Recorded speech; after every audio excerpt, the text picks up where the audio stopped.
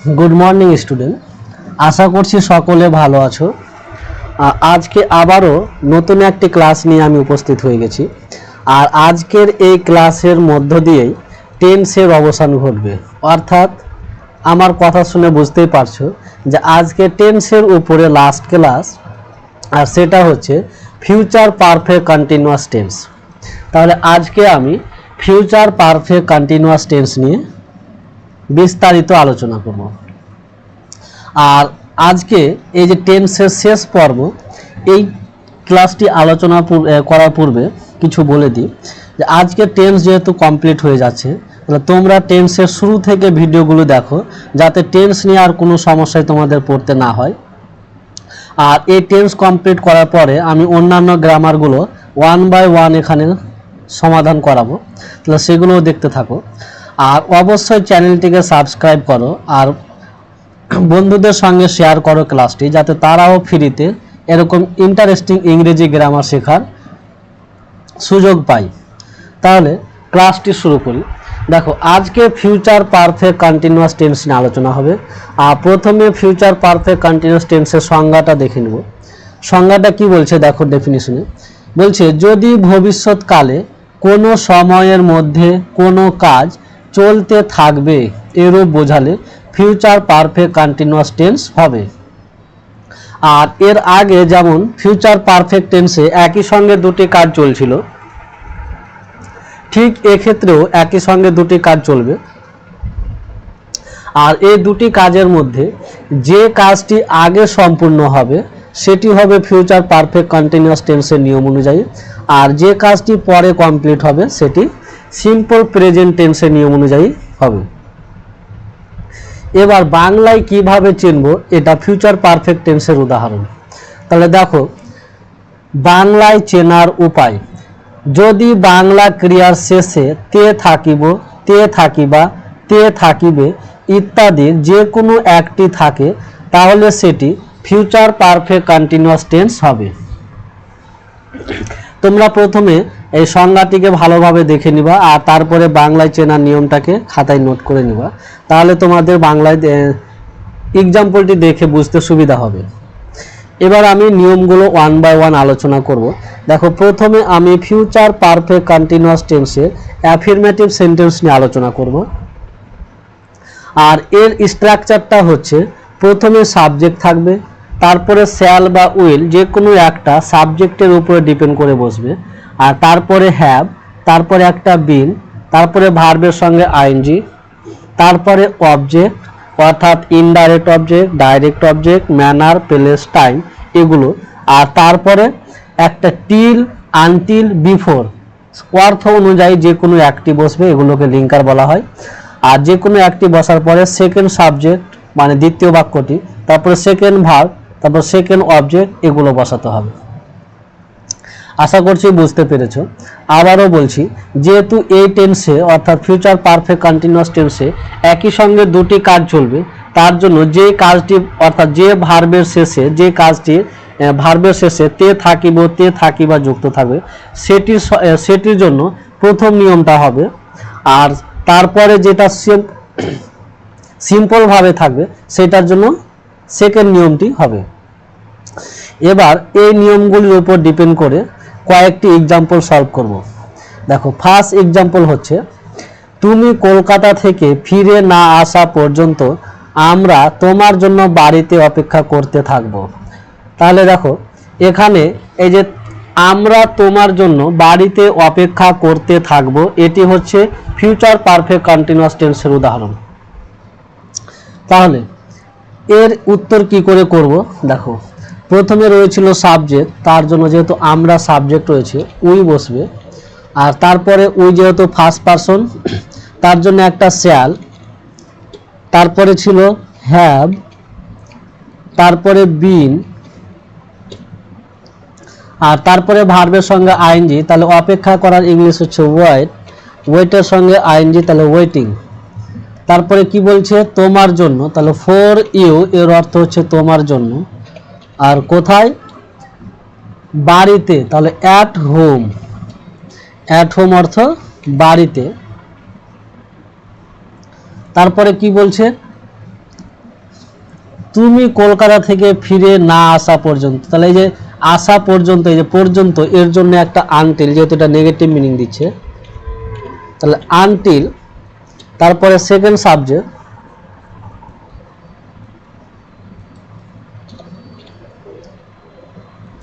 Second subject কি রয়েছে, তুমি, তাহলে তুমির জন্য ইউ, তারপরে ভার্বের ফার্স্ট ফর্ম যেহেতু সিম্পল প্রেজেন্ট টেন্স অনুযায়ী হবে, তাহলে ফিরে আসা, ফিরে আসার ইংলিশ হচ্ছে রিটার্ন, রিটার্ন।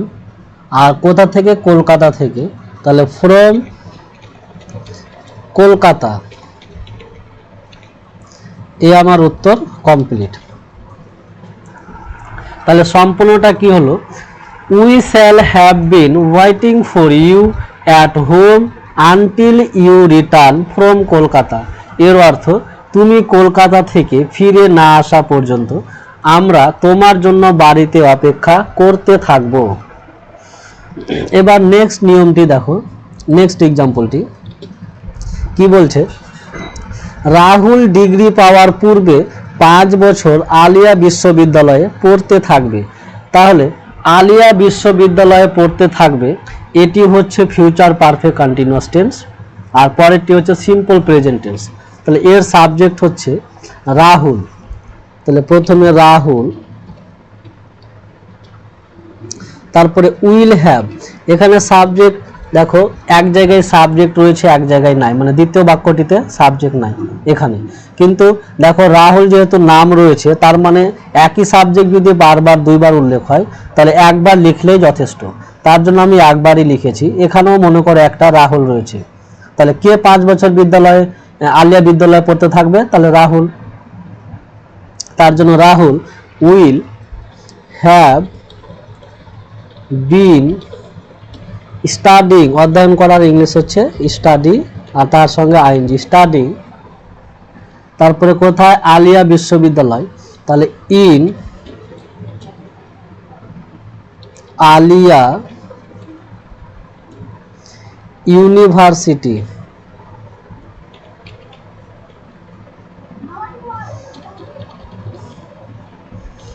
আলিয়া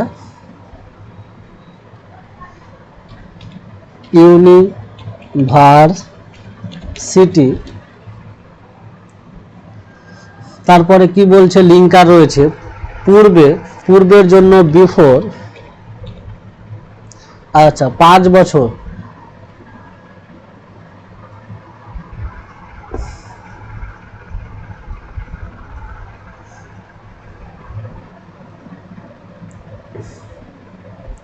তাহলে 5 বছর রয়েছে, তাহলে 4-5 ইয়ার, মানে 5 বছর ধরে, 4-5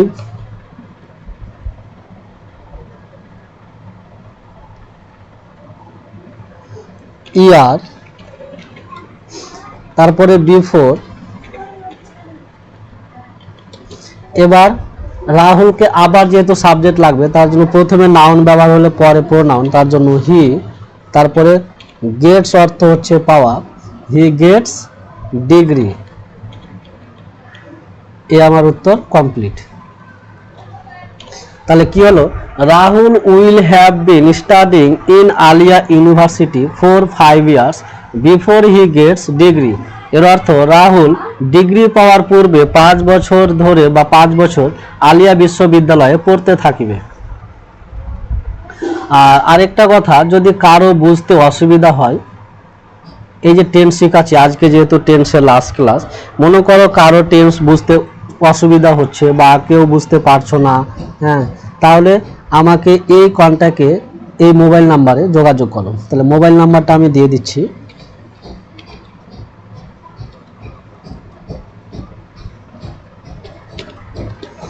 8509431622। এই নাম্বারে যোগাযোগ করো, ও সমস্যার সমাধান করিয়ে দেবো। তারপরে নেক্সটে দেখো, এবার নেক্সট নিয়ম নিয়ে আলোচনা করব। দেখো এবার আমি আলোচনা করব ফিউচার পারফেক্ট কন্টিনিউয়াস টেন্সের নেগেটিভ সেন্টেন্স নিয়ে। আর নেগেটিভ সেন্টেন্সের অর্থ হচ্ছে নাবাচক বাক্য, যেমন এর আগেও আমরা নেগেটিভ সেন্টেন্স নিয়ে বারবার আলোচনা করেছি। তাহলে নেগেটিভ সেন্টেন্সের অর্থ নাবাচক, আর তাই প্রত্যেকটা এক্সাম্পল অর্থাৎ উদাহরণের শেষে একটি করে না থাকবে। আর স্ট্রাকচার সেম থাকবে, শুধু নেগেটিভের জন্য একটা নট বেশি আসবে। তাহলে দেখো স্ট্রাকচারটা কি রয়েছে, সাবজেক্ট শ্যাল অবলিক উইল, তারপরে একটা নট, তারপরে হ্যাভ, বিন, ভার্বের সঙ্গে আইএনজি প্লাস রেস্ট, অর্থাৎ আগের মতোই নিয়মটা, শুধু এখানে নটটা আমার বেশি আসছে, বাকি আগে যা থাকছে সব সেম থাকছে। তাহলে এক্সাম্পল দেখো কি রয়েছে, আমরা আগামীকাল বাৎসরিক উৎসব যাইতে থাকবো না। তাহলে এখানে শেষে একটি না রয়েছে, যার কারণে নেগেটিভ সেন্টেন্স। আর সাবজেক্ট হচ্ছে আমরা, আমরার জন্য প্রথমে উই, তারপরে শ্যাল যেহেতু আমরা ফার্স্ট পারসন, তারপরে নট নেগেটিভের জন্য, তারপরে হ্যাভ, বিন। এবার যাইতে থাকবো না ইংলিশ হচ্ছে গো মানে যাওয়া, তার সঙ্গে আইএনজি, যাইতে থাকবো না। আর কোথায়, বাৎসরিক উৎসব, তাহলে ইয়ারলি ফেস্টিভ্যাল, এখানে বাৎসরিকটা হচ্ছে অ্যাডজেক্টিভ, ইয়ারলি ফেস্টিভ্যাল, ফেস্টিভ্যাল, তারপরে আগামীকাল রয়েছে টুমোরো, টুমোরো।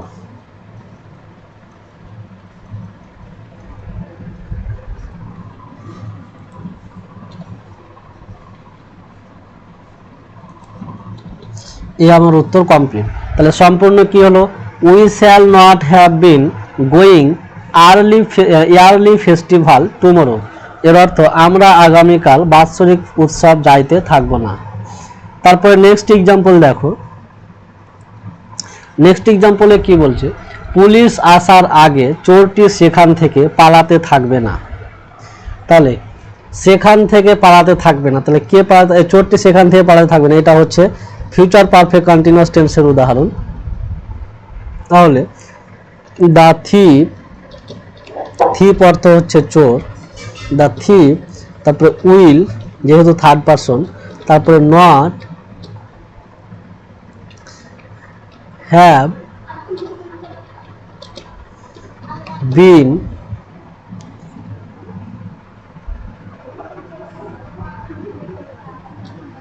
তারপরে আমি ফ্রেজাল ভার্ব ইউজ করছি, রানিং অ্যাওয়ে অর্থ হচ্ছে পালিয়ে যাওয়া, তাহলে রানিং অ্যাওয়ে, রানের সঙ্গে আইএনজি, রানিং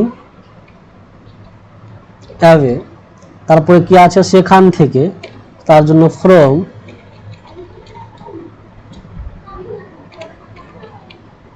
দেয়ার,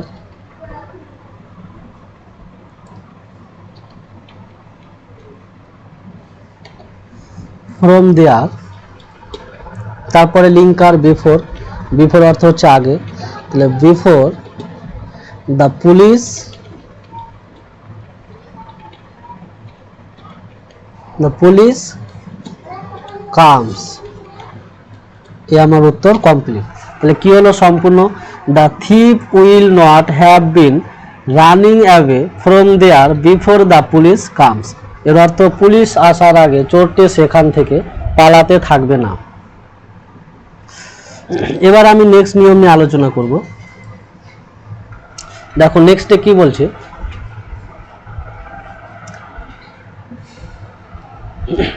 ফিউচার পারফেক্ট কন্টিনিউয়াস টেন্সের ইন্টারোগেটিভ সেন্টেন্স। তাহলে এবার আমি ইন্টারোগেটিভ সেন্টেন্স নিয়ে আলোচনা করব। আর ইন্টারোগেটিভ সেন্টেন্সের অর্থ হচ্ছে প্রশ্নবাচক বাক্য, তাই এই সেন্টেন্সগুলি দিয়ে অর্থাৎ এই এক্সাম্পলগুলি দিয়ে প্রশ্ন করা হবে। আর এটি ইয়েস নো কোশ্চেন বলা হয়, এগুলো হ্যাঁ বা না দিয়ে উত্তর হয়। তাহলে স্ট্রাকচার দেখো, শুধু শ্যাল বা উইল অর্থাৎ এই অ্যাকচুয়ালি ভাবগুলো সাবজেক্টের আগে যাবে, আর বাকি সব সেম থাকবে, অর্থাৎ অ্যাফার্মেটিভ সেন্টেন্সের যে নিয়মটা সেরকমই থাকবে, শুধু শ্যাল এবং উইলটা সাবজেক্টের আগে যাবে। তাহলে স্ট্রাকচারটা দেখে নাও, বাকি আগের মতোই লিখে নিবা। এবার আমি এই কয়েকটা এক্সাম্পল সমাধান করব এই নিয়মটি ফলো করে। কি বলছে, আমরা মাঠে যাওয়ার পূর্বে কি কৃষকরা মাঠের ধান কাটিতে থাকিবে। তাহলে এই যে কাটিতে থাকবে, তাহলে এই বাক্যটি হচ্ছে ফিউচার পারফেক্ট কন্টিনিউয়াস টেন্স। তাহলে এর সাবজেক্ট হচ্ছে কৃষকরা, আর তার জন্য প্রথমে উইল বসবে যেহেতু থার্ড পারসন। তাহলে উইল দ্য ফার্মার্স, তারপরে হ্যাভ বিন, তারপরে কাটা, কাটার ইংলিশ হচ্ছে কাট আর তার সঙ্গে আইএনজি, তার জন্য কাটিং। তারপরে ধান, তাহলে ধানের ইংলিশ হচ্ছে পেডি, পেডি। তারপরে কি আছে, মাঠে, মাঠের ইংলিশ হচ্ছে in the field, in the field. তারপরে লিঙ্কার বিফোর, তাহলে বিফোর কি রয়েছে, আমরা মাঠে যাওয়া, তাহলে আমরার ইংলিশ হচ্ছে উই। তারপরে গো হচ্ছে যাওয়া, আর to field, to field, before we go to field এর অর্থ আমরা মাঠে যাওয়ার আগে। আর তারপরে শেষে একটা প্রশ্নবাচক বাক্য, যেহেতু এটা ইন্টারোগেটিভ সেন্টেন্স। তাহলে সম্পূর্ণটা কি হলো, will the farmers have been cutting paddy in the field before we go to field. এর অর্থ আমরা মাঠে যাওয়ার পূর্বে কি কৃষকরা মাঠের ধান কাটিতে থাকিবে। এবার পরের এক্সাম্পলটি দেখো, জেলেরা কি এই পুকুরে মাছ ধরিতে থাকিবে। তাহলে কি হচ্ছে, সাবজেক্ট হচ্ছে জেলেরা, তার যেহেতু থার্ড পারসন তাই উইল। তারপরে দা ফিশারম্যান অর্থ হচ্ছে জেলেরা, ফিশারম্যান মানে একটা জেলে, আর ফিশারম্যান অর্থ হচ্ছে অনেকগুলি জেলে, তাহলে জেলেরা। তারপরে হ্যাভ বিন, ক্যাচ অর্থ ধরা আর তার সঙ্গে আইনজি ক্যাচিং। তারপরে মাছ, তাহলে ফিশ। তারপরে কি রয়েছে, এই পুকুরে, তাহলে ইন দিস পন্ড, এই পুকুরে। শেষে একটা প্রশ্নবাচক, তাহলে কি হলো, will the fisherman have been catching fish in this pond. তাহলে জেলেরা কি এই পুকুরে মাছ ধরিতে থাকিবে। এবার লাস্ট নিয়ম অর্থাৎ ফিউচার পারফেক্ট কন্টিনিউয়াস টেন্সের ইন্টারোগেটিভ নেগেটিভ সেন্টেন্স নিয়ে আলোচনা করব। আর আজকে টেন্সের লাস্ট পর্ব, অর্থাৎ এই ভিডিওটির পরে টেন্স একেবারে সম্পূর্ণ কমপ্লিট। তোমরা শুধু এগুলোকে দেখবা, প্র্যাকটিস করবা, তাহলে টেন্স নিয়ে আর কোনো সমস্যা হবে না। আর নতুন ভিউয়ারদের বলবো, তোমরা অবশ্যই চ্যানেলটিকে সাবস্ক্রাইব করে তোমাদের বন্ধুদের সঙ্গে শেয়ার করবা, যাতে তারাও চ্যানেলটি অর্থাৎ এই চ্যানেলটি ভিজিট করতে পারে এবং এই ক্লাসগুলি দেখে কিছু শিক্ষা অর্জন করতে পারে। আর তার সাথে আরেকটি কাজ, তোমরা অবশ্যই নোটিফিকেশনটি অল করে নিবে, যাতে আমি যখনই কোনো ভিডিও ছাড়ি তোমাদের কাছে পৌঁছে যায়। তাহলে দেখো, এর স্ট্রাকচার ইন্টারোগেটিভ নেগেটিভ অর্থ হচ্ছে প্রশ্নবাচক না সূচক বাক্য, অর্থাৎ এক্ষেত্রে প্রশ্ন করবে আবার না স্বীকার থাকবে, নেতিবাচক থাকবে। তাহলে স্ট্রাকচার হচ্ছে প্রথমে শ্যাল উইল, তারপরে সাবজেক্ট, তারপরে নট, আর বাকি আগের মতোই, বাকি রেস্ট থাকছে, মানে আগের মতোই সিস্টেম, শুধু এইটুকুই আলাদা। যেহেতু নেগেটিভ এখানে, তাহলে একটা নট থাকছে সাবজেক্টের পরে। তাহলে এই নিয়মকে ফলো করে এই দুটো এক্সাম্পল সলভ করব। কি বলছে, বাবা অফিস থেকে না ফেরা পর্যন্ত আমরা কি ভাত খাইতে থাকিব না। তাহলে কি হবে, এই যে ভাত খাইতে থাকিব না, এটি হচ্ছে ফিউচার পারফেক্ট কন্টিনিউয়াস টেন্স। তার জন্য এর সাবজেক্ট হচ্ছে আমরা, আর আমরা যেহেতু ফার্স্ট পারসন তাই প্রথমে শ্যাল, তারপরে হচ্ছে উই, তারপরে নট, হ্যাভ বিন, খাওয়ার ইংলিশ হচ্ছে ইট আর তার সঙ্গে আইএনজি ইটিং, তারপরে রাইস,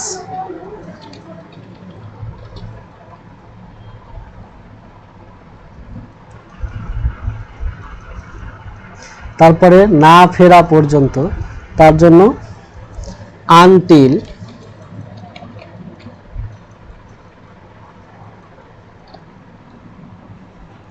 আনটিল ফাদার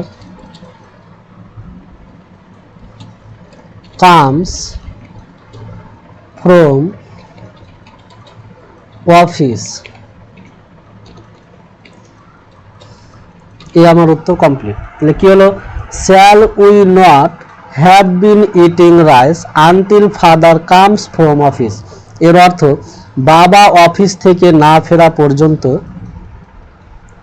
আমরা কি ভাত খাইতে থাকিব না। এবার আজকের শেষ এক্সাম্পল অর্থাৎ লাস্ট এক্সাম্পল কি বলছে, আমরা স্টেশনে পৌঁছানোর পূর্বে কি ট্রেনটি ছাড়িয়া যাইতে থাকিবে না। অর্থাৎ ট্রেনটি স্টেশন ছাড়িয়া যাইতে থাকিবে না। এখানে একটি স্টেশন রয়েছে,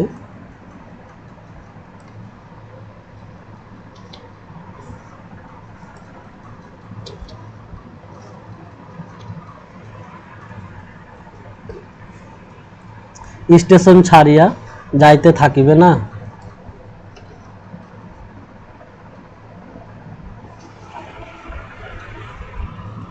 তাহলে এর উত্তর কি হবে দেখো,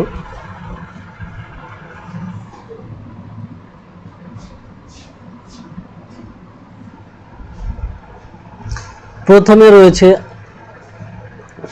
ট্রেনটি, আর ট্রেনটি থার্ড পারসন, তার জন্য প্রথমে উইল, আর ট্রেন যেহেতু নাউন তার জন্য প্রথমে নট, একটি ট্রেনের কথা ওই জন্য নট, তারপরে উইল নট দ্য ট্রেন, তারপরে হ্যাভ বিন লিভিং, লিভিং অর্থাৎ ছেড়ে চলে যাওয়া, দা station,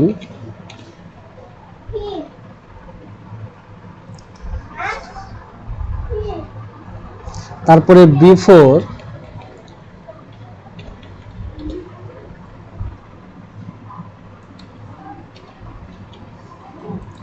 before we reach to the station। এই আমার উত্তর কমপ্লিট। তাহলে কি হলো, will not the train have been living the station before we reach the station. এর অর্থ আমরা স্টেশনে পৌঁছানোর পূর্বে কি ট্রেনটি স্টেশন ছাড়িয়া যাইতে থাকিবে না। তাহলে আজকের ক্লাসটি এই পর্যন্তই, আর আজকে টেন্স কমপ্লিট হয়ে গেল। তাহলে তোমরা শুরু থেকে ভিডিওগুলি দেখো, তাহলে টেন্স নিয়ে তোমাদের আর কোনো সমস্যা থাকবে না। আর যত পারো চ্যানেলটিকে শেয়ার করো বন্ধুদের সঙ্গে, আর তাদেরও বলো এই চ্যানেলটি সাবস্ক্রাইব করতে। তাহলে আজকের ক্লাসটি এই পর্যন্তই, এরপরে আবার নতুন একটি ভিডিও নিয়ে উপস্থিত হব খুব শীঘ্রই। তাহলে চ্যানেলটি দেখতে থাকো, সকলকে ধন্যবাদ।